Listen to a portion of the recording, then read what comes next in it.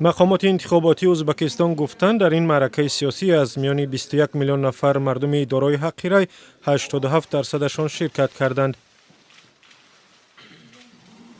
در انتخابات 4 داوطلب به مقام رئیس جمهور ثبت نام شدند، ولی انتظار می رود شوکت میرزیوف نخست وزیر و رئیس جمهور موقت پیروز شود.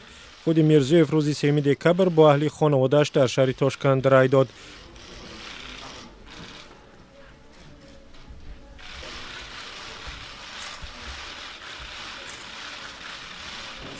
یک ساکن تاشکند روز انتخابات گفت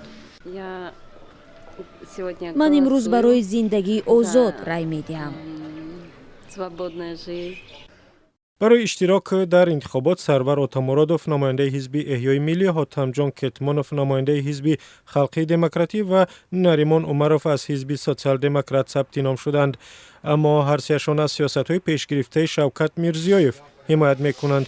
ناظران بین المللی تاکنون گفتند که هیچ یک از انتخابات ازبکستان شفاف و عادلانه و دموکراتی صورت نگرفته است. ساکنان بعضی از منطقه‌های ازبکستان گفتند پیش از شروع انتخابات نه تنها نمایندگان مقامات دولتی بلکه نمایندگان سه و اصطلاح رقیب شوکت میرزیوف هم از آنها خواستند به طرفدار نخست وزیر رای بدهند.